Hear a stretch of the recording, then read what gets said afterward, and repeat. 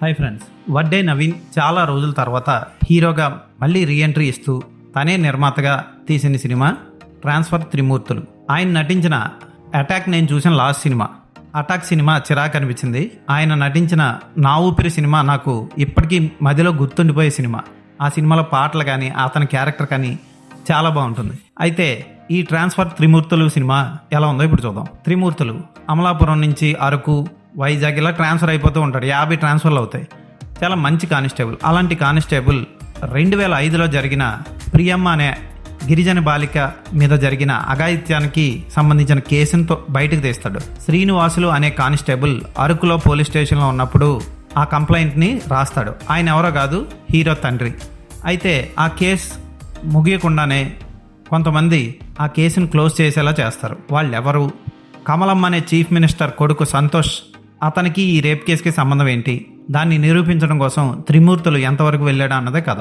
Cinema స్టార్టింగే hero కూతురు తండ్రి గురించి బిల్డప్ ఇస్తూ ఒక 20 నిమిషాల సీన్లు ఉంటాయి. కానీ అందులో ఎక్కడ హీరోయిజం కనపడదు. ఆ బిల్డప్లు తప్ప అక్కడ హీరోయిజం ఉండదు. అది సాగి సాగి సాగి హీరో ట్రాన్స్ఫర్ ఇవన్నీ అవి ఒక పాట వస్తుంది. ఆ పాట ఏదో సోసోగా ఉంటుంది. ఉన్న పాటలో అదే బెస్ట్. అది అయిపోయిన తర్వాత కథ కొంచెం మొదలవుతుంది. పర్వాలేదు, ఓకే అనిపిస్తుంది. ఇంకా అక్కడి నుంచి ఆ ఇన్వెస్టిగేషన్ బాగా సాగి సాగి సాగి డెడ్ ఎండ్లు వస్తూ ఉంటాయి. దాన్ని మళ్ళీ త్రిమూర్తులు ఎలా తిప్పికొట్టాడు, మళ్ళీ కేసును సాల్వ్ చేయడం కోసం ఏం చేశాడు అన్నది చూపిస్తూ ఉంటారు. మధ్యలో అనవసరమైన ఒక డ్యూయెట్ వస్తుంది. హీరో హీరోయిన్లు ఇద్దరు రొమాంటిక్ డ్యూయెట్లో డ్యాన్స్ వేస్తున్నప్పుడు హీరోయిన్ తన అంకుల్తో డ్యాన్స్ చేసినట్లు ఈజీగా తెలిసిపోతూ ఉంటుంది. అయినా పర్వాలేదు, వడ్డే నవీన్ స్లోగా డైలాగులు చెప్పినా చక్కగా డైలాగులు చెప్పారు. తన పాత్రకు న్యాయం చేశాడు. క్లైమాక్స్లో ప్రియమ్మ పేరు బయటికి రాకుండా కేసుని సాల్వ్ చేసిన విధానం చూస్తే మనకి టెంపర్ సినిమా గుర్తొస్తుంది. అయినా పర్వాలేదు, సినిమాని లాస్ట్ 15 నిమిషాలు ఈజీగా కోర్ట్ సీన్లో ఇన్వాల్వ్ అయ్యేలా చేశాడు దర్శకుడు. ఆ 15 నిమిషాలు బాగుంటాయి. అయితే హీరోయిజం అంత గొప్పగా పండలేదు. ఎందుకంటే హీరో ఉపయోగించే ట్రిక్స్ అంత కొత్తగా ఉండవు, యావరేజ్గా అనిపిస్తాయి. వావ్ బ్రిలియంట్ అన్న టైప్లో ఎక్కడ అనిపిస్తుంది మనకి. అయినా పర్వాలేదు, ట్రాన్స్ఫర్ త్రిమూర్తులు చూడాలి అనుకుంటే మాత్రం ఫస్ట్ హాఫ్ను భరించాలి. సెకండ్ హాఫ్ కూడా సాగినట్లే ఉంటుంది. మధ్య మధ్యలో అనవసరమైన ఐటెం సాంగ్ వస్తుంది. ఉదాహరణకి బాబా భాస్కర్ పాత్ర బాగా సినిమా లెంత్ని పెంచినట్లు అనిపిస్తుంది. ఆ పాత్ర అనవసరం కూడా. ఆ పాత్రకు అంత సీన్ ఇవ్వకూడదు. ఎవడైనా పబ్కి వెళ్ళి డ్యాన్స్ వేసిన తర్వాత విలన్ కనుక్కుంటే బాగుంటుంది. ఆ విలన్ గారిని పట్టుకున్న తర్వాత అతను అన్నీ ఒప్పుకున్న తర్వాత టైం వేస్ట్ చేసుకోవడానికి ట్రాన్స్ఫర్ త్రిమూర్తులు ఐటెం సాంగ్లో డ్యాన్సులు వేస్తూ ఉంటాడు. ఇది సినిమా ఫ్లోకి దెబ్బతినేలా అనిపిస్తుంది. ముఖ్యంగా హీరోయే తనంతట తాను వెళ్ళిపోయి డ్యాన్సులు వేసేస్తుంటాడు ఐటెం సాంగ్లో.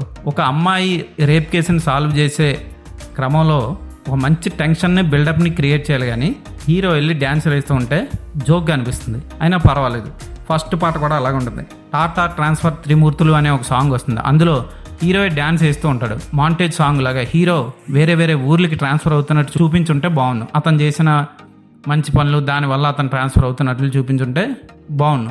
అవి చూపించకుండా అతనే డ్యాన్స్ వేస్తున్నట్లు ఏదో తీసాడు దర్శకుడు. అయితే క్లైమాక్స్ 15 నిమిషాలు ఓకే, అదే నిలబెట్టింది సినిమాని. వడ్డే నవీన్ నటన పర్వాలేదు, బాగానే చేశాడు. ఫైట్లు కానీ డ్యాన్సులు కానీ ఇంకా బాగానే చేస్తున్నాడు.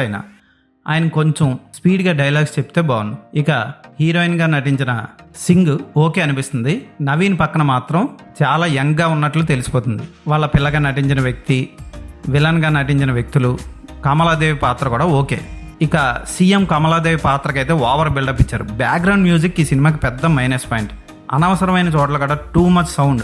పాటలు కూడా వాయిస్ని మింగేసేలాగా మ్యూజిక్ ఇచ్చేసాడు సంగీత దర్శకుడు స్క్రీన్ ప్లే రాసుకున్న విధానం బోర్ తెప్పిస్తుంది. బాగా సాగతీతుంది. సినిమాలో చాలా ల్యాగ్ ఉంటుంది. మంచి కామెడీ సీన్లు కానీ మంచి ఫ్యామిలీ సీన్లు కానీ పెట్టుంటే సినిమాకి చాలా ప్లస్ అవును. అవి ఏమీ కనపడవు సినిమాలో. కామెడీ అయితే అసలు ఉండదు. ఇక హీరో కూతురు బిల్డప్ ఇచ్చే సన్నివేశాలు, ఆ వ్యాన్లో వెనక పచ్చడి ప్యాకెట్లు, ఆచి గరం మసాలా, గార్లిక్ ప్యాకెట్లు, ఇవన్నీ ఎందుకుంటాయో అర్థం కాదు. ఆ సీన్లు బాగా సాగదీసినట్లు అనిపిస్తాయి. ఓకే, బిల్డప్ సీన్లు తప్పదు ఇలాంటి కమర్షియల్ సినిమాలో. ఓకే, ఏదో పెట్టుకున్నారు. టైంపాస్కి ఏ సినిమా లేకపోతే వడ్డే నవీన్ మీకు ఇష్టం అయితే ఈ సినిమాని చూడండి. ఈ సినిమాకి నేను ఇచ్చే రేటింగ్ 2/5.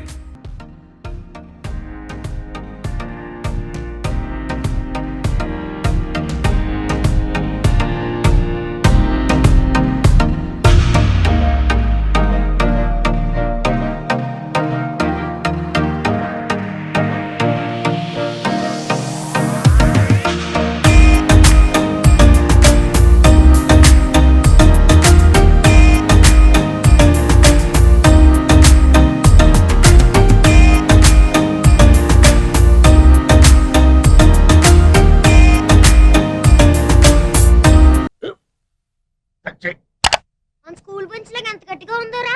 కొట్రా, కొట్టు, పర్లేదు, కొట్టు. అబ్బా చైన్ పెట్టేసింది బాబాయ్.